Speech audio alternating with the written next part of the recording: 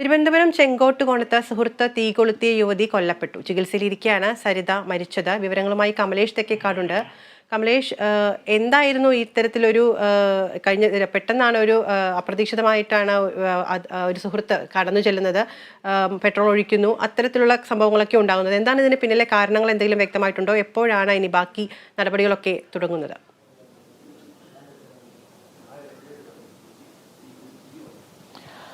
വിദ്യ, ഇത്തരമൊരു കൃത്യത്തിലേക്ക് ഈ ബിനു എന്നയാളെ നയിച്ചത് എന്ത് കാരണമാണ് ഇതിന്റെ പുറകിൽ എന്നത് സംബന്ധിച്ച് ഇനിയും വ്യക്തത വന്നിട്ടില്ല. ഏതായാലും ഇന്നലെ രാത്രി 8 മണിയോടുകൂടിയാണ് ഈ ദാരുണമായ ഈ ഒരു സംഭവം ഉണ്ടായിട്ടുള്ളത്.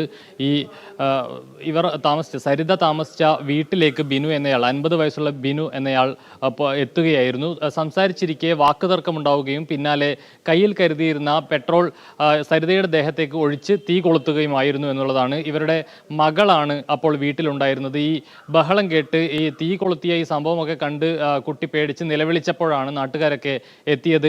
ഈ തീ കൊളുത്തുന്ന സമയത്ത് തന്നെ ബിനുവിൻ്റെ ദേഹത്തും തീ ആളിപ്പടർന്നിരുന്നു.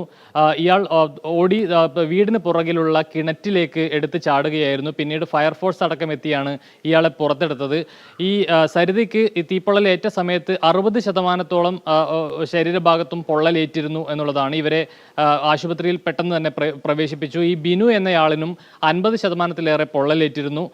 ഇതിലിപ്പോൾ രാവിലെയോടുകൂടി ഈ സരിത മരണപ്പെടുന്ന സാഹചര്യമാണ് ഉണ്ടായിട്ടുള്ളത്. ഏതായാലും ഇത് ഇയാൾക്കെതിരെ ഇന്നലെ തന്നെ കേസെടുത്തിരുന്നു. ഇന്നിപ്പോൾ ഇത് കൊലപാതക കുറ്റം എന്നടക്കമുള്ള വകുപ്പുകൾ ചേർത്ത് ഈ കേസ് രജിസ്റ്റർ ചെയ്യാനാണ് സാധ്യതയുള്ളത്. ഇന്നലെ വൈകിട്ടോട് 8 മണിയോടുകൂടിയാണ് ഇയാൾ സരിതയുടെ വീട്ടിലെത്തിയത്.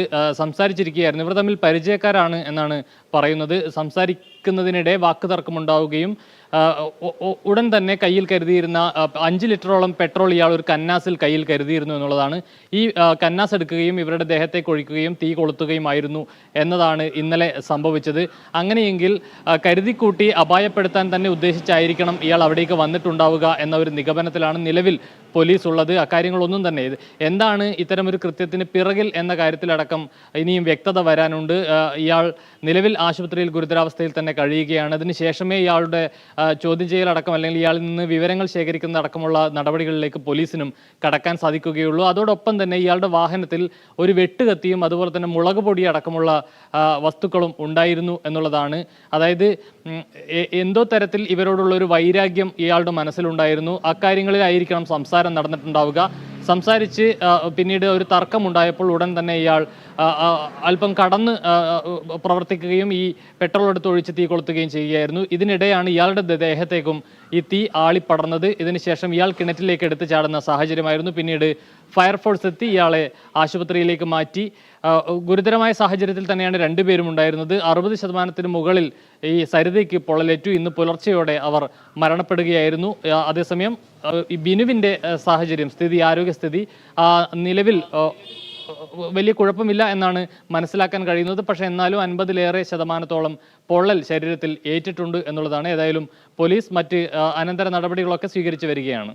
വിദ്യ. ശരി കമലേഷ്, തിരുവനന്തപുരം ചെങ്കോട്ടുകോണത്ത് സുഹൃത്ത് തീ കൊളുത്തിയ യുവതി കൊല്ലപ്പെട്ടു. ചികിത്സയിലിരിക്കെ ആണ് സരിത മരിച്ചത്. വിവരങ്ങളുമായി ചേർന്നത് കമലേഷ് തെക്കേക്കാട്.